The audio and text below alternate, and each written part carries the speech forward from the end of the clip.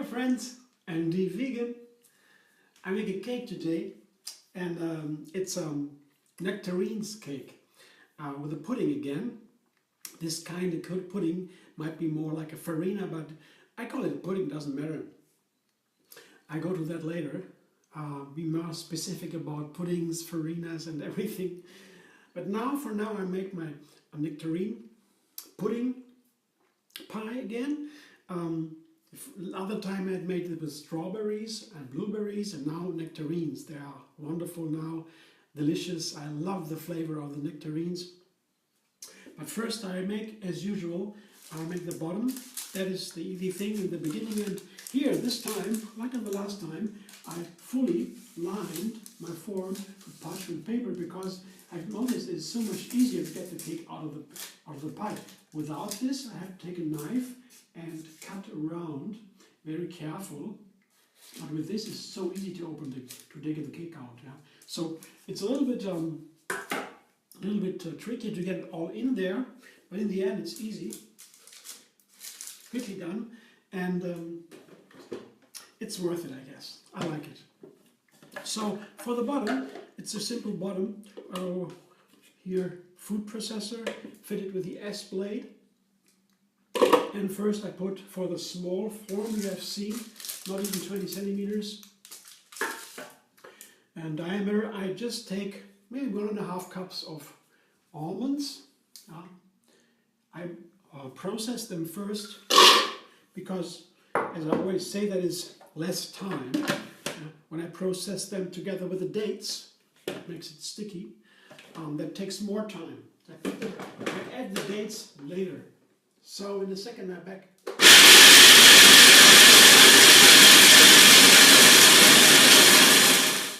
Ready? Part first. First, part one. The course meal.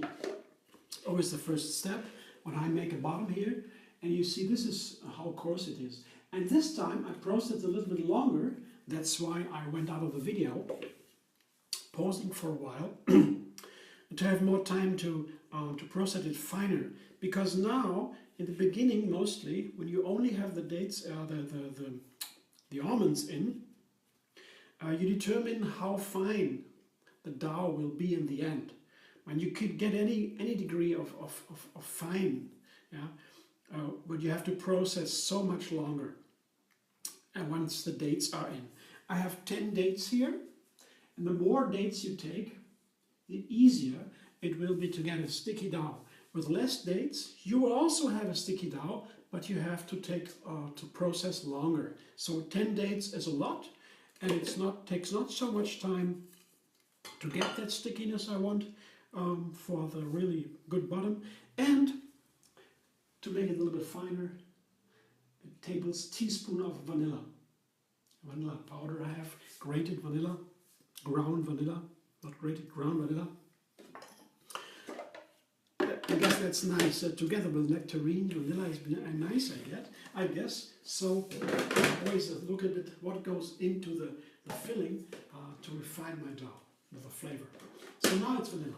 Let's see. That won't take too much, but I think I will get out of the video. I guess it's easier for you now to watch.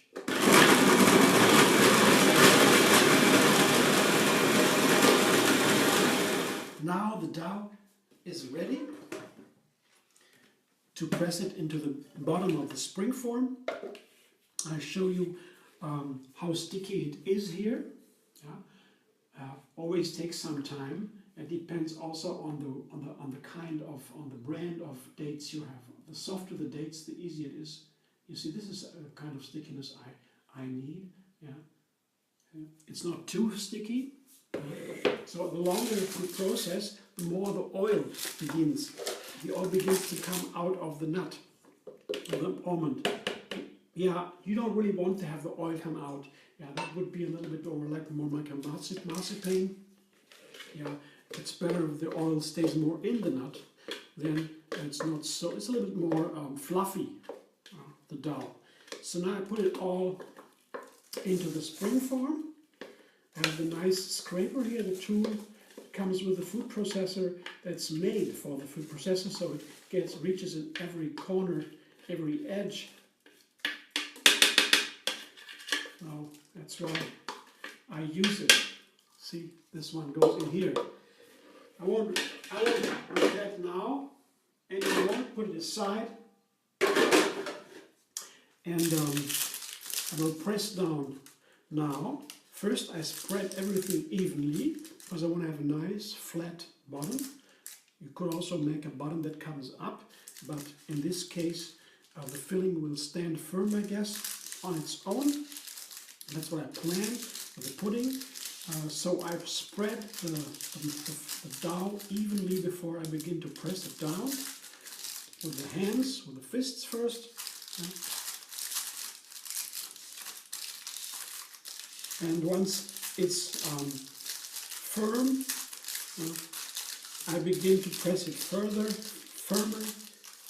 more and more, putting weight on my hand to really have a bottom that is firm enough to hold, to keep. If I cut out the piece of my cake when it's ready, the bottom will stay together, keep together, don't fall apart. That's, of course. And then in the end, I take the fingertips and go to the sides, and because the sides have to be especially firm. That's where it always shows if the bottom is firm or not. It shows first of the sides, so it's good to have the sides firm just for the visual. It's also a static moment. The sides are always critical. Yeah, I press it down with the fingertips along the sides, one round, and then I check if it's okay. One more time, make it really nice. Because it's important to have a nice bottom in the cake, because that is when you eat it, you have the feeling it's like a real cake. Fluffy and firm at the same time, a little bit like a baked cake. But this is a very easy version, just the dates, the almonds, and a little bit refined vanilla. See, a nice firm bottom. Put it aside for a while. Now I make the filling. Because the filling, is the pudding goes directly on the bottom, because like a glue, because the nectarines, they lie on that glue, not directly on the bottom, otherwise they fall down when you open the cake. So first is the filling, and here I have 5 bananas here. It's always I need a lot of filling, to cover all the nectarines. They have to be embedded. So 5 bananas. I always like slices of the bananas because easier to blend, the slices, and they don't take so much space.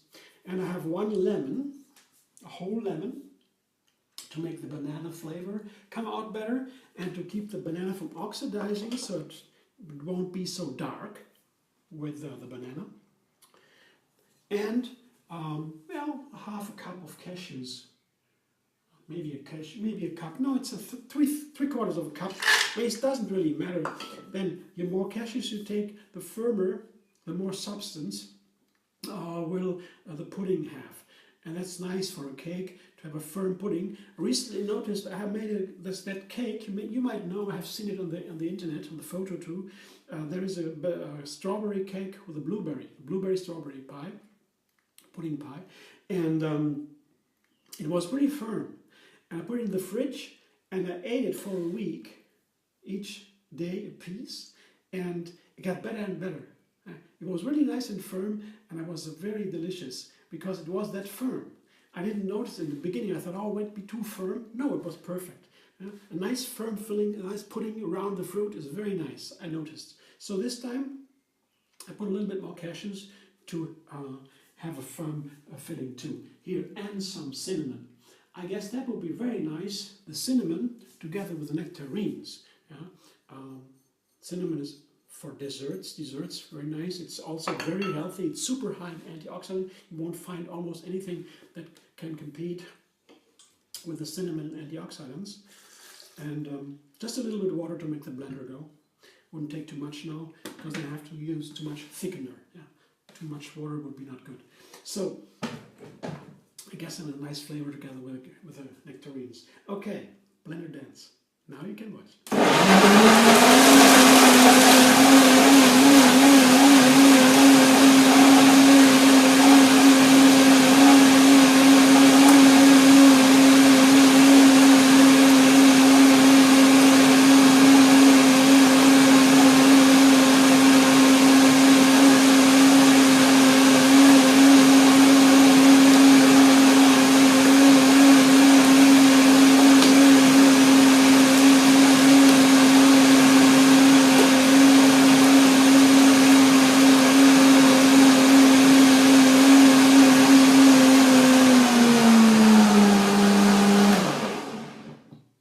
Okay now, because the cashews have not been soaked. I didn't do that because I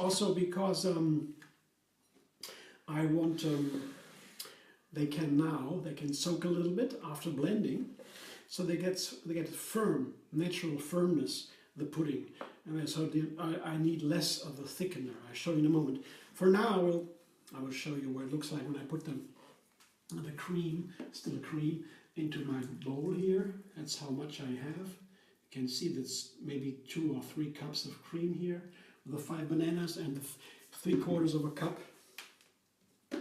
of cashews. Quickly use the other scraper, the soft one, to get the most out of the blender. It looks delicious, that cream. It's a vanilla cream, the cinnamon cream here. It's so delicious. I like this combination of cashews and bananas, or other nuts and seeds. You can put so many things, many different things into the banana cream. It gives it a very nice flavor, texture too. Oh yeah. Well, the cinnamon is clearly there. That's good. And I guess that's perfect together with the nectarines. So here, yeah, the last part for the cream to make the pudding is the psyllium husk. Then I've ground that. When you buy it in the health food shop or wherever you buy it, they are gross here, ground. But ground is finer. It's very fine, and that's nicer because of the texture. These are 3 tablespoons now, and I will begin to stir it in here with this whisker. It's important because otherwise I would have lumps. So very good here, stirring, whisking, and slowly put the ground psyllium husk, very slowly. Then no problem with the lumps. Wouldn't be nice to have lumps for several reasons. It doesn't only taste not so good to bite on a lump. It's also then you need more of the thickener because they don't really unfold when there are lumps and sticking together. They don't go to the cashews, to the bananas. They just stay among themselves, and then you don't have any effect. So you need more. So they're very important to really get it very slowly here. Yeah, I also already noticed it begins to firm up, to thicken. That's what it should do. Yeah, I think all of it, with the 3 tablespoons. Yeah, because I don't want to have my pudding run away once it's in the cake.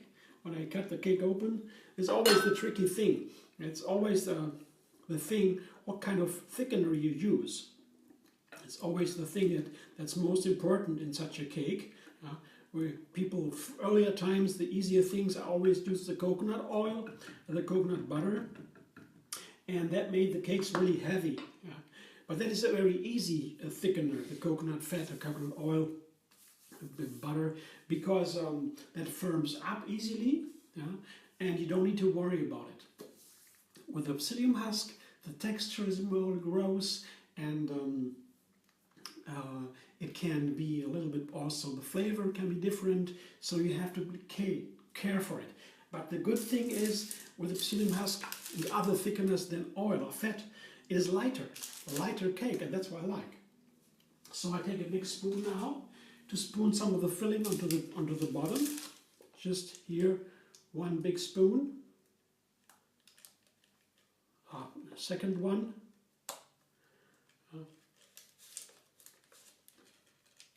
I guess that should be okay. 2 large spoons here from the soup. So like this. Have a nice bottom on the bottom. A bed for the nectarine. But now, my main ingredient, the nectarines. Here, I don't know how many there are. The rest I had, a little big bowl of nectarines here. I cut them small into pieces. Yeah, nectarines have to be ripe, and you can put them, get the stone out of the nectarines. So I waited until they were ripe, and then I washed them and cut them into pieces. So I just pour it in now. Oh, it's a lot, but that's good. I want to have a lot, because I noticed, we had the fruit cakes from our grandparents. Oftentimes they made always these wonderful cakes. There was one auntie. She made the best plum cakes ever. And the trick was, she used the plums really one by one. They opened the plums half by half and put them so close that there were huge amounts of plums. The whole cake was of plums almost. Just a little bit of dough, a nice dough of course. And I liked the effect, so many fruits, to have so many fruits in the cake. A real fruit cake. That's why here I fill it all up with nectarines. Can't be too much. I hope it's not too much now. To minimize the filling. Now the filling is important as a glue, kind of glue to keep them all together. First I put some on top, to the sides, to reach everywhere. And then I will take a fork or something,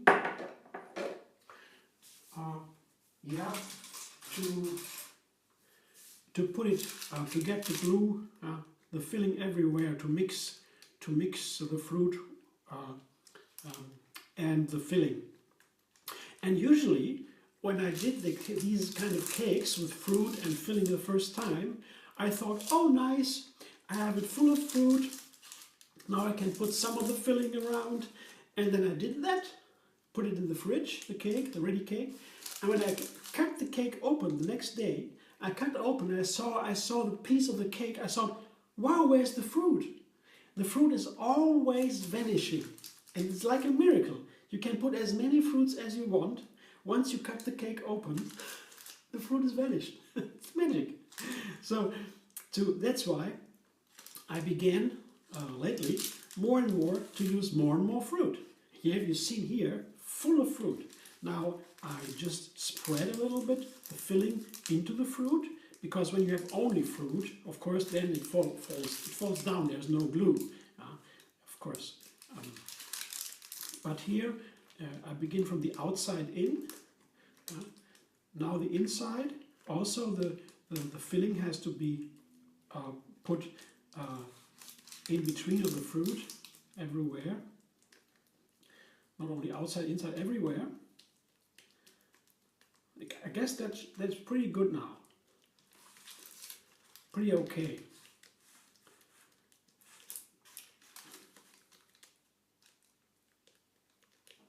So this should be it, I guess. Although I'm not sure now what happens if there is really enough filling. If it is everywhere. Oops. I want to make sure. Yeah, seems okay. Seems okay. So one more time, I have some of the filling is left, just a little bit on top. The rest of the filling, and then I will make it plain and nice. Now it looks like a little bit like a mess, but here with the other scraper, the soft scraper, I can make it a nice surface, nice topping, and then it's okay. Oh, it's a nice large cake, and you know the cake is light, as I said before, because there's no oil, no extra oil. Just the cashews. That's not too much. The bananas, there's a little fat in the bananas, almost nothing. and then the psyllium husk and the fruit. So that's a light cake. So you can make a big piece. Yeah, you cut out a big piece, and you can even eat two, yeah, because it's so light. Yeah, we would have used coconut oil as before. The cake would be heavy, and after one piece of cake, you would be filled, yeah, full. So that's why I want to try something with these nice different thickeners. Here, see, that's my cake. It's okay, huh? It's full. And I guess the fruit will be all over, but I will wait until I see when I cut it open when it comes out of the fridge. Maybe the fruit has vanished again. I don't know. you can see too on the picture, of course. Okay, thanks for watching. I hope that will be a great cake. Yeah? You can tell me how you feel about it when you try to make it, or you have questions or suggestions, whatever. I'd be glad to answer everything I can. And yeah, if you like, you can also subscribe and be vegan on YouTube. Find me on Facebook, Instagram, Pinterest, Twitter, everywhere. I hope to see you soon.